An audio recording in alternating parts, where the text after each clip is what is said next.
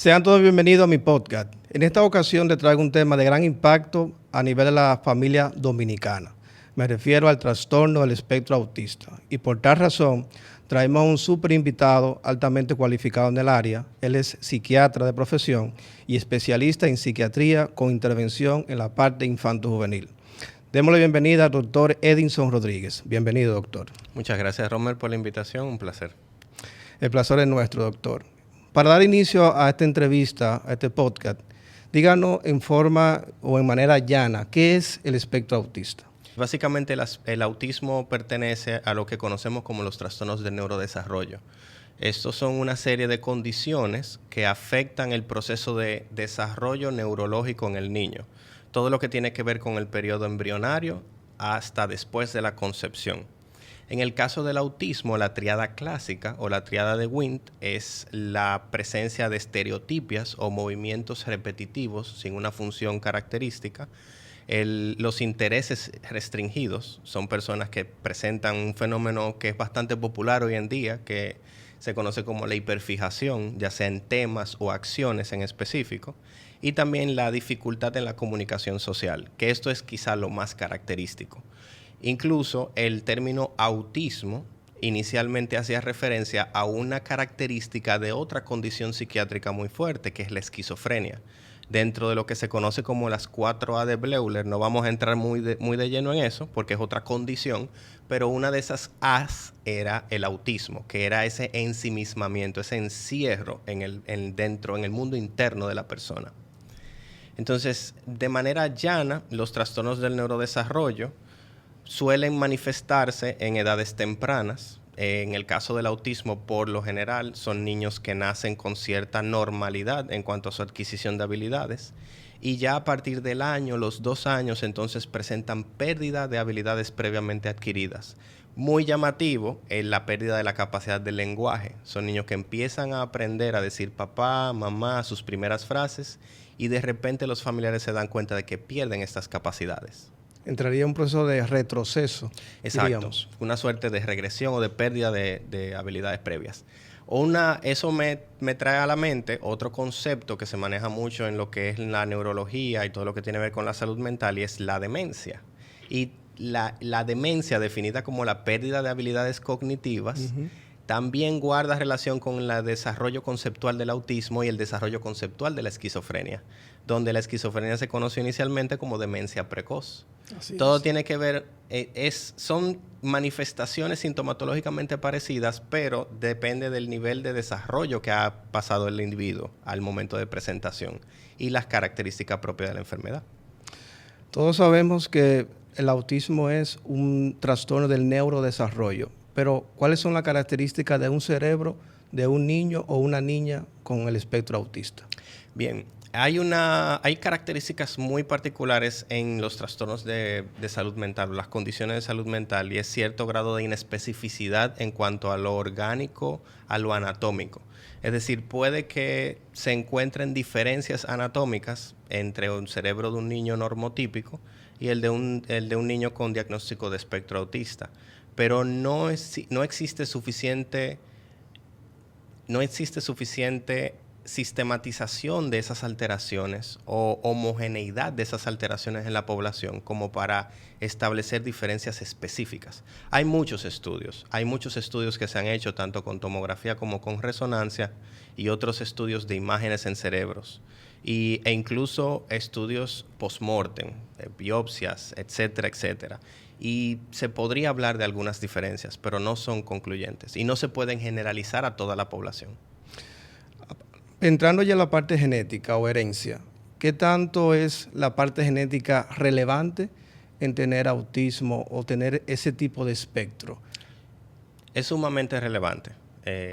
En general, para todas las condiciones del neurodesarrollo, la parte genética es bastante relevante. Estamos hablando de una variabilidad explicada de aproximadamente un 60 o un 80% de los casos. Bastante. Siempre hay que tomar en consideración de que pueden existir instancias de novo. Esto es particularmente cierto en otros trastornos del neurodesarrollo o otros trastornos que afectan el neurodesarrollo, como por ejemplo el síndrome de Down, que es una condición también que puede tener cierto grado de asociación. porque ya esto pertenece a otro renglón de cromosomopatías. Con mayor frecuencia ocurren de nuevo. Pero en el punto final en este tema es que la genética la causalidad del autismo es multifactorial. Es decir, hay componentes genéticos que median la vulnerabilidad de la persona y pueden haber otro tipo de injurias durante todo el proceso de neurodesarrollo, desde previo a la concepción en sí, recordando que los gametos tienen vulnerabilidad, tanto los espermatozoides como los óvulos tienen vulnerabilidad. Todas las exposiciones a tóxicos o radiaciones pueden producir mutaciones y entonces pueden conllevar al desarrollo de trastornos del neurodesarrollo como es el autismo. Una pareja de esposos que tenga un niño con autismo, ¿qué probabilidad tiene de tener otro niño con este tipo de condición? La genética del autismo no es mendeliana. Para nosotros hablar de probabilidades mendelianas como tal, o sea, cuando te dicen hay acercamientos de probabilidad, pero cuando te dicen que una pareja donde uno de los dos tiene la condición, entonces tienen un 25% de riesgo o un 5%, eso es genética mendeliana, cuando estamos hablando de genes específicos que median la condición. En el caso del autismo es poligénico. Es decir, se han identificado una gran cantidad de genes involucrados, pero al igual que las alteraciones morfológicas, anatómicas, no son lo suficientemente homogéneas como para atribuir probabilidades así. Entonces, el riesgo realmente es muy variable. ¿Cuáles son como esas características que todo padre o madre puede tener como ahí pendiente a evaluar en un niño para detectar si necesita una evaluación con un especialista como usted para ver si tiene alguna condición o rasgo propio del espectro autista? Lo más llamativo quizá, ya mencionamos uno de los aspectos más llamativos, que es la pérdida de la capacidad para la adquisición del lenguaje o la pérdida del lenguaje que ya se había adquirido, el dominio del lenguaje. Hablaríamos luego del primer año, en este caso. Exactamente, luego del primer año. La mayoría de la sintomatología se manifiesta a partir del primer año, segundo año de vida. Y la comunicación social es muy importante, entendiendo que la comunicación en el niño no es solamente verbal, sino que también es gestual. Hay un aspecto muy importante y es la incapacidad para la atención conjunta. La atención conjunta es ese fenómeno que se da cuando el niño señala el objeto que desea y busca la atención compartida con el adulto. O sea, el niño busca que el adulto mire el objeto y le mire a los ojos. Esa comunicación gestual, no verbal, es muy importante también, es bastante llamativa. La manipulación de los juguetes es otro aspecto muy, muy importante. Es algo que vemos típicamente el tema de la organización de los juguetes, el apilar los juguetes, la fijación con ciertos tipos de juguetes. La selectividad a la hora de la alimentación también es una característica que se ve con cierta frecuencia. Pero sobre todo el pilar fundamental es el tema de la comunicación social, la incapacidad para compartir el juego simbólico. Los niños ya a partir de los 2 años presentan juego simbólico, empiezan a atribuirle a ciertos objetos características que no son propias de ese objeto. Por ejemplo, los chupones se convierten en otra cosa, en animalitos, los lápices, toda suerte de juego simbólico que se da con mucha dificultad, por no decir que no se da en niños con trastorno del espectro autista. Algo que me gustaría que aclaremos, doctor, porque hay mucho tabú sobre ello, es el factor de inteligencia y el espectro autista. Sabemos que no tiene nada que ver, aunque se pueden conjugar en un momento dado, pero ¿qué usted me podría decir sobre esos dos factores? De hecho, en las nuevas clasificaciones se ha hecho mucho hincapié como criterios para determinar la severidad de la alteración. El coeficiente, más que el coeficiente intelectual, la capacidad intelectual y el habla son los dos elementos. Entonces, en ese sentido, respetando la clasificación, hay personas que pueden presentar el trastorno del espectro autista con o sin discapacidad intelectual, al igual que con o sin alteración o con diferente tipo de alteración de la capacidad de comunicación. Entonces, decir que no tienen nada que ver el uno con el otro es un poquito conflictivo porque sí hay una asociación, hay una relación realmente, pero no necesariamente hay un compromiso intelectual asociado al autismo. Esto es sumamente complejo quizá de comprender porque son personas, nosotros tendemos a asociar la capacidad intelectual con la capacidad para desempeñarnos profesionalmente. Pero la capacidad intelectual tiene que ver con, más que con la capacidad para desempeñarnos profesionalmente, con la capacidad de adaptarnos al medio. La inteligencia o el concepto de inteligencia son esa serie de herramientas que nos permiten aprender del medio que nos rodea e implementar soluciones a las problemáticas que se nos van presentando, independientemente de que eso implique o no un nivel de profesionalidad o de desarrollo académico como tal. Entonces, hay personas que tienen el espectro autista, no tienen un compromiso intelectual y podrían tener una mejor capacidad de adaptación a pesar de sus limitaciones. Podríamos decir que son de alta funcionalidad en esa Exacto, parte. ahí entonces pasaríamos a hablar de lo que es alta funcionalidad. Entendiendo que dentro del espectro autista está lo que anteriormente se consideraba o se nombraba como el síndrome de Asperger, Exacto. el cual las personas, la serie de televisión romantizan bastante realmente, pero que sí, que no tienen un compromiso intelectual como tal, pero sí el compromiso de las capacidades de comunicación y el compromiso de las capacidades sociales dificultan su adaptación. Entonces ahí es donde el terreno se pone un poquito más gris, porque tienen dificultades, Claro que aunque sí. no tengan compromiso intelectual. Doctora, ¿a qué se debe que anteriormente, aunque existía el diagnóstico, no se veían tan frecuentes estos casos? Ah, Eso es un tema que hoy se tiene muy de palestra, muy en los medios. ¿Se debía a que no se tenía el conocimiento para diagnosticarlo o no se tenía la apertura de conocer el diagnóstico a fondo? Lo que hoy sí se puede tener. Mira, Romer, hay muchos elementos que juegan un papel en ese fenómeno del aumento en el diagnóstico, en la incidencia. No solamente están, quizá por un lado, el aumento en las posibles causas, los estilos de vida, las exposiciones, etcétera, etcétera. También hay en parte responsabilidad de la hipervisibilización de los trastornos de salud mental.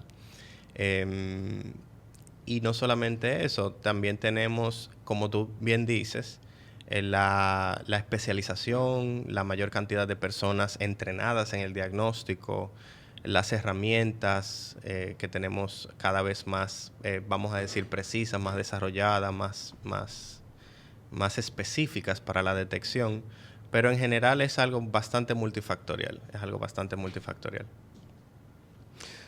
Conociendo ya esta parte, doctor, ¿qué podríamos decir o qué podríamos plantearle a la persona que nos están escuchando y viendo sobre los medicamentos que están aprobados para intervenir a este tipo de personas con esta condición? Bien, y esa es una parte bastante importante, porque es parte de lo que es la respuesta o la estrategia de intervención en las personas o en los jovencitos, en los niños con trastorno del espectro autista. Porque hay mucho tabú de por medio con relación a la psicofarmacología. Y hay que entender que la psicofarmacología en el trastorno del espectro autista y en la mayoría de las situaciones de salud mental no es curativa per se. Nosotros los especialistas no buscamos curar la condición, buscamos la modulación del impacto que tiene la condición en el desarrollo de la persona. Y sobre todo el aumento de la adaptabilidad y del aprovechamiento de las intervenciones terapéuticas. El trabajo con estos niños debe ser integral, al igual que con otras condiciones. No solamente el psiquiatra, también el psicólogo. Y decir el psicólogo cuando hablamos de esta condición, estamos hablando de muchas ramas diferentes de la psicología. Porque tenemos, por ejemplo, en el Centro de Atención Integral a la Discapacidad, tenemos más de 6 a 7 servicios especializados. Terapia de intervención temprana, terapia conductual, terapia del habla, terapia ocupacional, terapias complementarias que involucran desde arteterapia, musicoterapia, instrumentos o dispositivos electrónicos aplicados también a la terapia. Las intervenciones sociales también son importantes. Entonces, el rol que juega la medicación es un rol de modulación, es un rol de control del impacto que tiene la condición sobre la neurobiología del niño y que entonces todas estas intervenciones puedan ser eficientes o más eficientes. Conociendo que la psicofarmacología tiene un umbral de funcionamiento, es decir, no es que yo tomo el medicamento hoy y mañana ya tengo los efectos esperados. Pero en el caso de la psicofarmacología aplicada a este trastorno, ¿cuál es el tiempo que ya se empieza a ver ese estado de adaptabilidad que usted menciona anteriormente en el niño o la niña con espectro autista? Y retomamos la otra parte de la pregunta anterior, ya para hablar específicamente de los medicamentos. En general, los medicamentos que están aprobados, hay que entender que la aprobación por parte de los organismos internacionales no solamente habla de efectividad en el tratamiento, también habla de seguridad. Y esa aprobación se consigue con años y años de experimentación y de vigilancia epidemiológica de efectos secundarios. Entonces, aprobados como tal para el tratamiento de las alteraciones conductuales en niños con autismo, no tratamiento del autismo, tratamiento de la alteración conductual que caracteriza. Tenemos dos antipsicóticos en específico, la risperidona y el aripiprazol. Ambos son antipsicóticos atípicos, es decir, que son de generaciones más nuevas, más recientes, no pertenecen a las primeras generaciones de psicofármaco, lo cual no necesariamente habla de que tengan un perfil mayor o menor de seguridad, porque hay medicamentos que pertenecen a generaciones anteriores que tienen un perfil de tolerancia y de seguridad bastante. O sea que el hecho de que sean más nuevos no necesariamente habla de que... Pero en esa parte bajaría los efectos secundarios. Claro, eso es uno de los aspectos. Tienen un mejor perfil de tolerabilidad, mejor perfil de efectos secundarios, aunque sí los tienen. Y precisamente el tema de... Hay algunos de los efectos que nosotros buscamos con los medicamentos que se pueden apreciar inmediatamente. Sobre todo aquellos que tienen más que ver con los efectos secundarios de la medicación. Por ejemplo, la somnolencia o la sedación que produce la risperidona. Sí. Entonces, las alteraciones del sueño puede que respondan más rápido que las alteraciones conductuales como tales. Y volviendo al punto, las alteraciones conductuales no siempre van a responder únicamente al medicamento, van a responder a la combinación del medicamento y las otras intervenciones que se hagan. Parte de la consulta de psiquiatría, hay una muy buena parte que es la psicoeducación. La explicación de la condición, de cómo la condición afecta el desenvolvimiento de la persona, de qué diferencias podemos esperar entre un niño normotípico sin una condición de neurodesarrollo y un niño con la condición. Porque todos los procesos de crianza tienen sus riesgos, tienen sus retos, sus particularidades. Pero entonces estos tienen agregado una condición neurobiológica, una condición del neurodesarrollo. No, y como usted bien aclara, la psicoeducación es sumamente importante porque la familia debe de conocer el diagnóstico para saber cómo intervenirlo en casa. Porque el especialista puede estar 1 o 2 horas en un momento determinado, pero la familia es la que se encarga de intervenir la mayor parte del tiempo a ese niño o a esa niña que esté con el trastorno. Claro. Y uno de los aspectos que este tipo de diagnósticos, en general los diagnósticos en salud mental producen situaciones de duelo en la familia para la persona y para los que les rodean. Entonces, una buena parte también de la intervención por parte del profesional de salud mental cuando se habla de un trastorno del neurodesarrollo como el autismo es el manejo de esa repercusión en el ideal de esa familia, en lo que ese niño representa para la familia, la expectativa que se viene gestando sobre ese niño, que entonces no va a poder ser cumplida esa leyenda, ese histórico que los padres esperan. No, y ese compararlo con otros niños. Exactamente. Todo eso hay que manejarlo para mejorar, para aumentar el pronóstico del paciente realmente. No se puede depender única y exclusivamente de la medicación. Dando seguimiento, doctor, al tema de la medicación, ¿todo el niño o niña que llega a su consulta con este tipo de diagnóstico requiere medicación o eso va a depender de las manifestaciones conductuales que usted comentó anteriormente? No requieren de medicación todos los pacientes. Y se puede dar la situación, la valoración clínica de que implementar la medicación de manera precoz podría tener un efecto beneficioso sobre la conducta del paciente, pero muy en detrimento de la dinámica familiar. Eso es otro de los aspectos que no son propiamente psicofarmacológicos que hay que tomar en consideración. Uno puede hacer un diagnóstico adecuado e implementar un tratamiento adecuado en una dosis adecuada y terminar generando más malestar en el paciente si no sabe manejar la dinámica familiar y la expectativa que se tiene de ese proceso.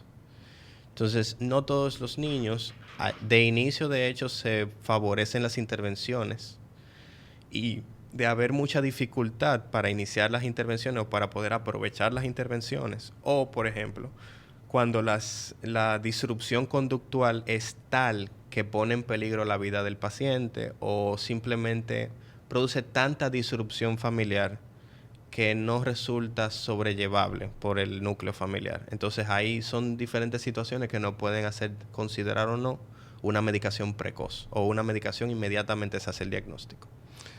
Toda medicación puede tener efectos secundarios, sea cual sea, pero ¿en qué momento papá y mamá tienen que tener como ya esa alerta de llamar al psiquiatra para dar la voz de alerta de que el medicamento que se prescribió está generando un efecto no deseado? ¿Cuáles serían como esos síntomas más graves o más llamativos? Bueno, la sintomatología, los efectos secundarios van a depender mucho del medicamento de elección. Entonces, aparte de los dos medicamentos que te mencioné, hay otros medicamentos que se pueden utilizar de una manera circunstancial. Se pueden utilizar dependiendo de cuál es la predominancia del síntoma en el paciente.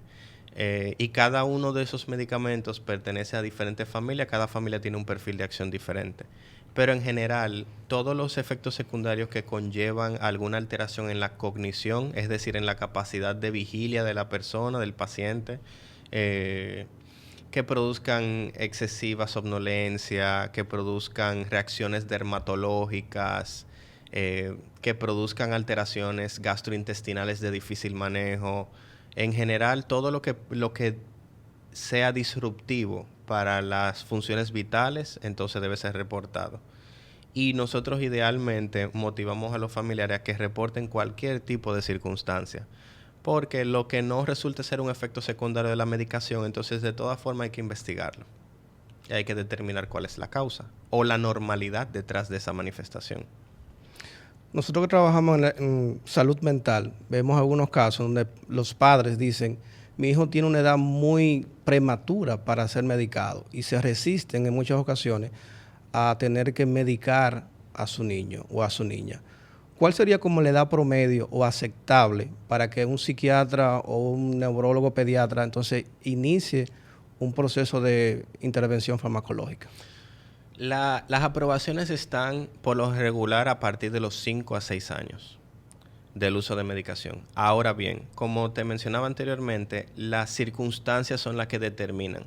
El clínico tiene la facultad de basarse en la evidencia empírica, en su práctica clínica y en la experiencia en general para tomar decisiones al respecto, siempre y cuando se tomen en consideración los aspectos fundamentales de preservar la vida del paciente y del riesgo versus el beneficio del tratamiento. Por ejemplo, me viene a la mente un caso, en este caso no era un trastorno del espectro autista, pero sí era un trastorno por déficit de atención e hiperactividad, que como tú bien sabes se caracteriza mucho por el incumplimiento a normas, por la incapacidad para visibilizar el peligro.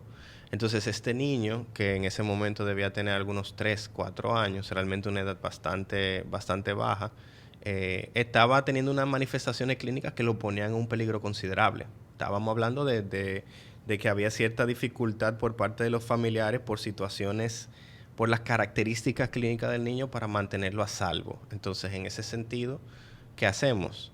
Nos restringimos en el uso del medicamento, no habiendo una contraindicación absoluta de su uso, y dejamos que siga corriendo peligro, o iniciamos un tratamiento con la vigilancia adecuada, con la consideración adecuada de riesgo-beneficio, y entonces vemos el resultado de si podemos mejorar la preservación de la seguridad y de la integridad física del niño.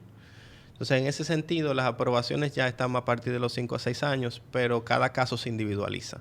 Cada caso hay que ver las circunstancias alrededor de. Porque el niño no viene solo. El niño viene con una red de apoyo que puede tener un nivel de saturación, un nivel de cansancio, de burnout. Puede tener una serie de circunstancias particulares en cuanto a las características de esos individuos también, de las habilidades y las capacidades que tengan para lidiar con esa situación. Hablamos anteriormente de que existen varios especialistas que van a entrar para la intervención y para los procesos evaluativos con estos casos. Pero ¿cuál sería como el especialista indicado que entra en la primera parte y es quien refiere a lo demás? Por lo general, las evaluaciones neuropsicológicas, que son evaluaciones especializadas para detectar trastornos del neurodesarrollo y otros tipos de trastornos, caen de la mano o del neuropsicólogo o del psicólogo con especialización en atención temprana o estimulación temprana, que son, por decirlo así, a grosso modo, las dos ramas principales que manejan esa parte. Pero el niño puede entrar por varias vías. El niño puede entrar incluso por asistencia social, porque se determine o desde que se incluye en algún plantel escolar, no como preescolar, como prekinder, como guardería de infantes también. O sea, hay muchas personas que pueden dar la voz de alerta, pero ya las evaluaciones recaen sobre esas dos ramas principalmente. Vemos que las sociedades, no solamente en nuestro país, sino también en algunos países del extranjero, adecúan el ambiente para recibir a un niño o a una niña con autismo, pero no lo adaptan para un adolescente o un adulto joven para ese tipo de trastorno. ¿Qué hacer o qué tenemos que tener como medida? Porque esos niños van a crecer y mañana van a tener que estudiar, que buscar un trabajo, tal vez casarse, así lo deseen. ¿Qué podemos hacer para ir desde ahora, como ir permitiendo de que eso se pueda dar sin ningún tipo de manifestación negativa? Y esa pregunta también trae a colación otro aspecto importante, y es qué sucede con el autismo a lo largo de la vida. Es un aspecto sumamente importante porque dependiendo del grado de compromiso, y como habíamos hablado anteriormente, dependiendo del compromiso en cuanto a comunicación y a capacidad intelectual, se barajan diferentes posibilidades. Lo cierto es que independientemente del nivel de funcionamiento, el tener un trastorno del neurodesarrollo como trastorno del espectro autista conlleva cambios, conlleva consecuencias como mínimo en el patrón de personalidad, de desarrollo de interacciones sociales. Como tú dices, son jóvenes y son adultos que van a tener ciertas necesidades especiales, que no es imposible que se adapten al medio, para nada. De hecho, muchos logran desarrollarse y adaptarse. Y ciertamente, todo lo que tiene que ver con las edades de la adolescencia, tardía, adultez, joven, son espacio, en salud mental en general, son como espacio de nadie, en el sentido de que tenemos muchas instituciones y tenemos mucho enfoque en primera infancia, en segunda infancia, en adolescencia temprana. Y tenemos mucho enfoque entonces en el adulto, que es el ente funcional productivo, y que por ende tenemos que tener todo lo que es el armazón institucional para brindarle servicio de salud. Pero estas áreas de 16 a 24 son áreas que particularmente están en una transición importante, porque están en la salida de la adolescencia e inicio de la adultez. Tienen que hacer inserción social, tienen que hacer inserción laboral o inserción académica superior para pasar a la inserción laboral. ¿Qué podemos hacer? Desde el punto de vista de las familias, desde el punto de vista general y en específico de las familias, hay que individualizar cada caso. Hay que tener una adecuada evaluación para poder tener un pronóstico lo más certero posible.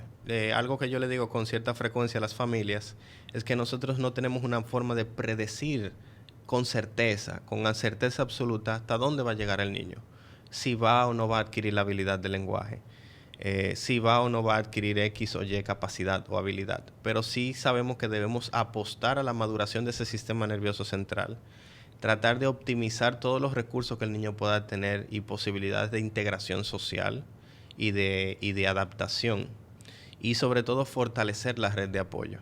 Fortalecer la red de apoyo a través de la psicoeducación y a través del involucramiento en sociedad.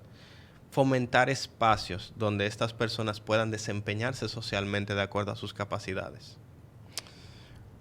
Todos sabemos que el espectro autista puede traer consigo otras condiciones en salud mental. ¿Cuáles serían esas comorbilidades más frecuentes que tienen este tipo de condiciones? En primer lugar, los trastornos del neurodesarrollo en general son altamente comórbidos los unos con los otros. Es decir, es muy frecuente encontrar personas con trastorno del espectro autista que simultáneamente tienen características o francamente el trastorno por déficit de atención e hiperactividad. Y la discapacidad intelectual forma parte del estadiaje de severidad del trastorno del espectro autista, es decir, el compromiso intelectual. Más allá de ese ámbito, ampliándolo un poquito dentro del renglón de salud mental, dependiendo del compromiso intelectual, qué tan severo sea ese compromiso y qué tanta capacidad de introspección tenga el individuo, entonces nos enfrentamos a los trastornos anímicos, en especial la depresión y la ansiedad. Si no tengo un gran compromiso de la capacidad intelectual y tengo una capacidad de introspección considerable, me doy cuenta, me percato de que soy diferente, Claro que sí. de que tengo dificultades, me percato de las interacciones sociales, de cómo las personas consciente o inconscientemente me tratan de una manera diferente, y todo eso puede trabajar a favor de un trastorno anímico o de un trastorno ansioso. La parte de la ansiedad va mucho de la mano también con la necesidad que tiene ese individuo, que tiene la capacidad de reconocer vulnerabilidades en sí mismo para adaptarse. Entonces genero toda esta sintomatología ansiosa para tratar de ponerme al día y poder desempeñarme como los demás quieren Lo que que yo la sociedad espera de lo mí. que la sociedad espera de mí, consciente o inconscientemente. Y yéndonos un poquito más allá también, entonces, tenemos todo lo que tiene que ver con la parte neurológica. Tenemos no solamente síndromes que se pueden asociar a discapacidad intelectual o autismo, sino también la parte de la epilepsia, que con mucha frecuencia se da en estos pacientes con trastornos de neurodesarrollo. Con cada episodio de epilepsia hay un daño considerable a nivel neurológico. ¿Qué tan letal sería no llevar la asistencia médica correspondiente si tiene manifestaciones de convulsiones frecuentemente? Bueno, para lograr la estabilización de la sintomatología y un buen pronóstico, necesitamos el control de las condiciones orgánicas. Eso es un requisito sine qua non. Necesitamos un adecuado seguimiento por neurología y un control de las crisis. Recordando que la epilepsia es una enfermedad bastante heterogénea. Hay instancias de epilepsia que ni siquiera tienen manifestaciones físicas discernibles. O sea, la población comúnmente asocia la epilepsia a las convulsiones. Lo asocian como si fuera una sola cosa. No todas las manifestaciones epilépticas producen convulsiones tónico-clónicas, como normalmente las clásicas, los movimientos, la involuntarios. salivación, todo eso. Hay crisis de ausencia, hay otro tipo de crisis, hay afectaciones muy puntuales que pueden producir incluso síntomas pseudoalucinatorios, alucinaciones visuales, auditivas, olfativas. Pero en general, no tanto así como hablar de letalidad. La epilepsia tiene su letalidad por complicaciones como tal. Pero si hablamos de qué rol juega una enfermedad epiléptica no compensada en el transcurso a lo largo del tiempo de un trastorno del neurodesarrollo, nos complica el pronóstico. Doctor, una de las complicaciones más graves que yo veo con este tipo de trastorno es el aspecto económico. Lamentablemente, no todas las familias que tienen un niño o una niña con esta condición tienen el dinero para poder costear la farmacología, las intervenciones, la alimentación, el estilo de vida que requiere este tipo de condición. ¿Qué hacer en este tipo de casos? El rol del profesional de salud en esos casos es bastante, tiene una carga bastante pesada en el sentido de poder optimizar las intervenciones. Y todos los días tenemos que hacer recomendaciones al respecto de esos diferentes ámbitos. Hay unos procesos que se dan en paralelo. Por ejemplo, hay mucha información allá afuera de supuestos alimentos que producen autismo o que perpetúan el autismo. Y hay personas que con cierta capacidad económica, pues entonces se dedican a planificar y ejecutar ciertas dietas, etcétera, etcétera, etcétera. Y nosotros tenemos que tener el suficiente conocimiento y la suficiente integridad como para poder recomendar a los familiares, para poder optimizar cuáles son las intervenciones terapéuticas. Porque sería muy conveniente que todos los niños pudieran recibir múltiples intervenciones terapéuticas, pero eso en el ámbito privado tiene un costo muy elevado. Así es. No todas las personas pueden tener acceso en el ámbito público a las mismas. Y también están las limitantes características del ámbito público, la saturación de los servicios, la poca disponibilidad del espacio, de los profesionales, etcétera.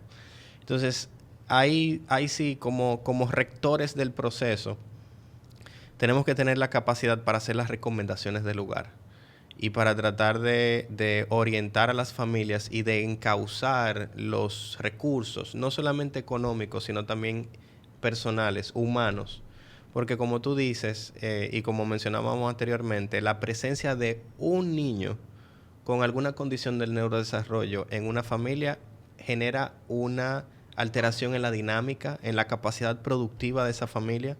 Tenemos que no solamente es costear las terapias, también es acompañar al niño a las terapias. También está en darle consecución al aspecto terapéutico en el hogar. Eso también requiere de un esfuerzo, también requiere de una inversión de capital humano. Entonces tenemos que tratar de eficientizarlo lo más posible.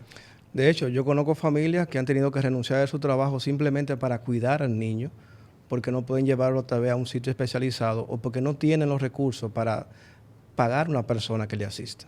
Exactamente. O sea que el tema económico es muy relevante y va a determinar la evolución de la condición. Es uno de los aspectos más determinantes. Entonces, como profesionales de salud mental, no podemos simplemente limitarnos a hacer la valoración sin tomar en consideración todo este aspecto socioeconómico. No podemos hacer las recomendaciones vacías, decir, mire, el niño necesita esta terapia, esta terapia, esta terapia, esta terapia, y desembarazarnos del aspecto de las condiciones en las que esa familia se está desarrollando. Tenemos que tener la capacidad de no prevenir todo, pero sí tenemos que tener la capacidad de poder orientar y de poder ofrecer un poco de sosiego, de tranquilidad, un poco de esperanza en ese sentido. De que aunque ellos no puedan cumplir con todo el proceso, todos los requisitos terapéuticos, pero que pueden hacer algo que valga la pena y que mejore el pronóstico de su niño. Doctor, se habla mucho en los medios sobre la influencia que tienen las vacunas en poder causar este tipo de trastorno. ¿Qué hay de cierto? Los estudios que hoy en día podemos ver están manipulados. O sea, ¿cuál es el trasfondo de esta información? Para mantenerlo lo más somero posible. Sin que le comprometa. Sin comprometer opiniones, porque realmente son temas bastante álgidos. Hay muchas personas. Muy controversiales. Hay muchas personas, hay mucha controversia al respecto, pero sí hubo momentos en los que se utilizaron sustancias no tanto como el elemento principal de las vacunas, pero las vacunas vienen en una suspensión, las vacunas vienen en un medio de transporte. Son sustancias y muchos medicamentos vienen acompañados de lo que se denominan excipientes, que son otras sustancias que ayudan a estabilizar el medicamento o a estabilizar la vacuna, a facilitar su almacenamiento, a facilitar su aplicación en general. A lo largo de la historia de las vacunas, estamos hablando de mucho tiempo atrás, ya eso es bien conocido, cuáles de estos materiales se pueden asociar de una manera u otra a alteraciones y ya no se utilizan. Eso es para mantenerlo de manera somera. O sea, tanto así como atribuir vacunas hoy en día a la génesis del autismo, no hay una evidencia científica sólida. Hasta el momento. ¿Cuál sería como, yo sé que este tema es un poco amplio, pero darnos como un pequeño punto sobre esto? ¿Cuál sería como el régimen alimenticio o la dieta adecuada para un niño que tenga este tipo de condición? Sabemos que la alimentación muy procesada puede ir en contra totalmente del trastorno, pero ¿qué comer o qué ingerir una familia de escasos recursos que tenga un niño o una niña con esta condición?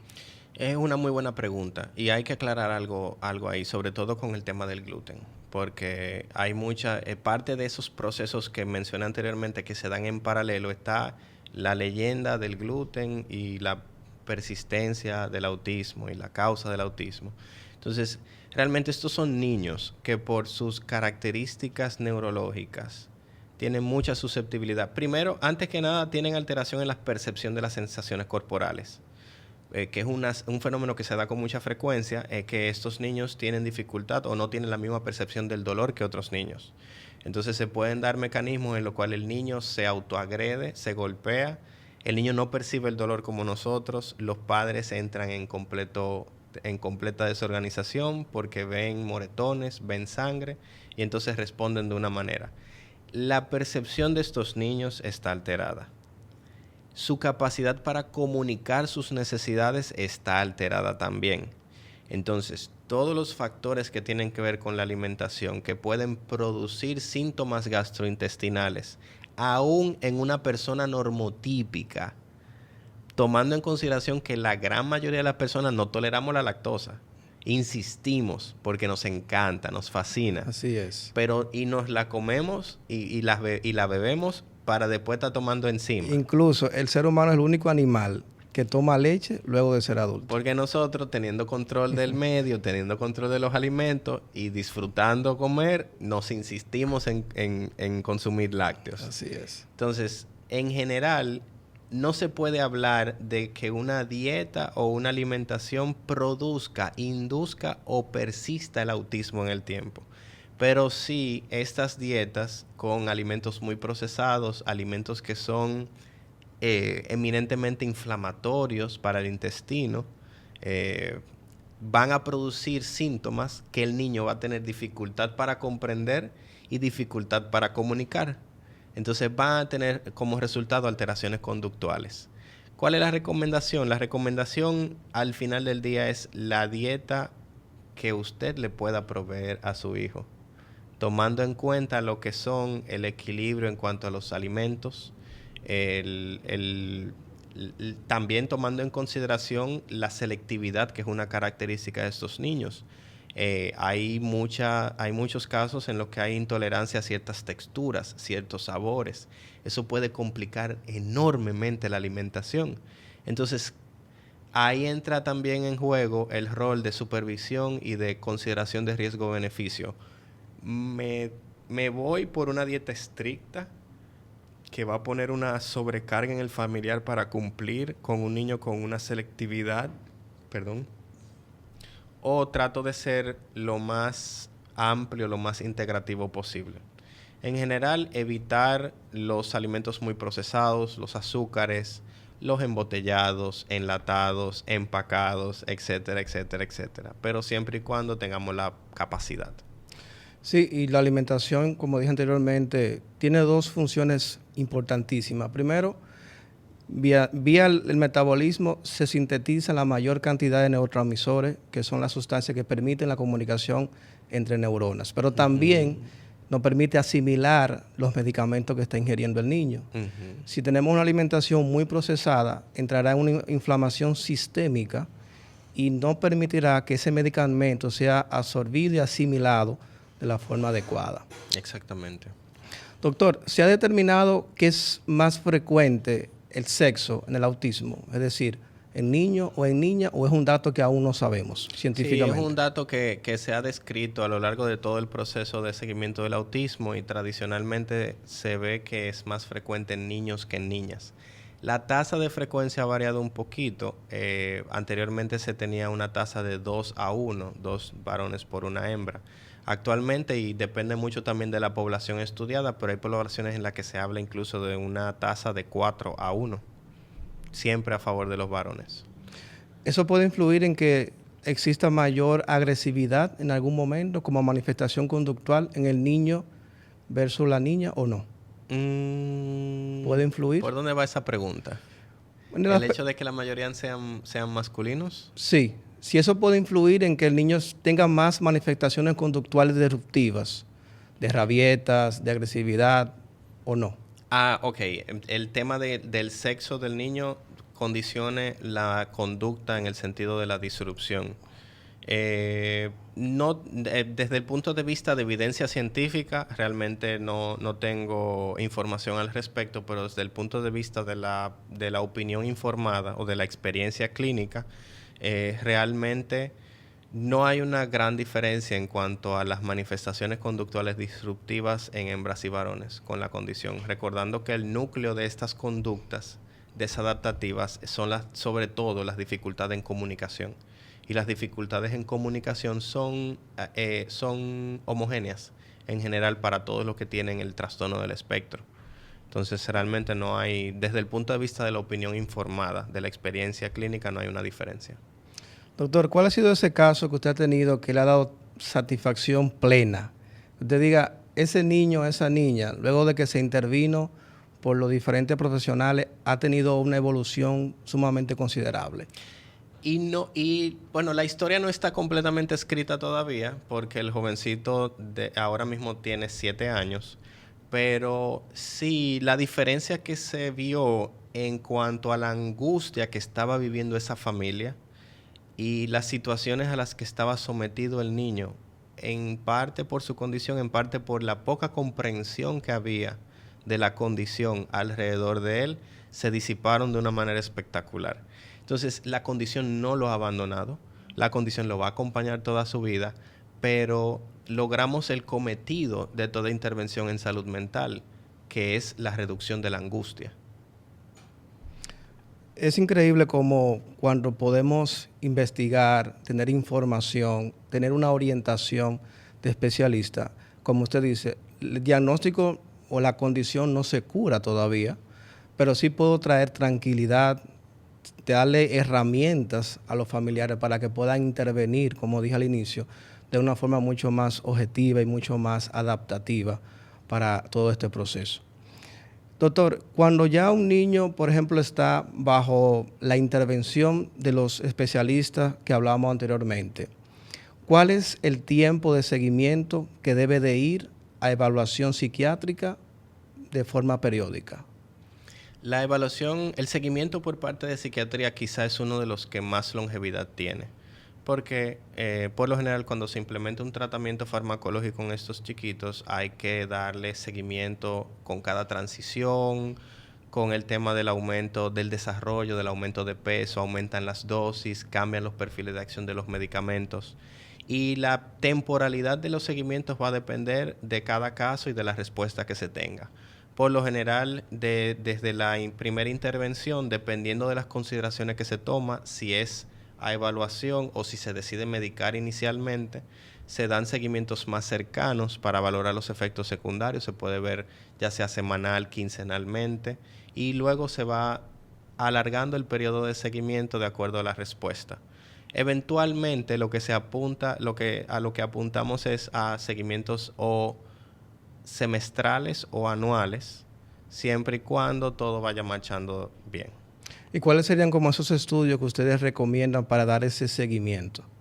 Analíticas, resonancias. Dependiendo de las particularidades, entendiendo que estos niños no solamente tienen el autismo, sino que también pueden tener otras situaciones orgánicas, pueden tener problemas hormonales, pueden tener problemas neurológicos, pueden tener toda una serie de situaciones.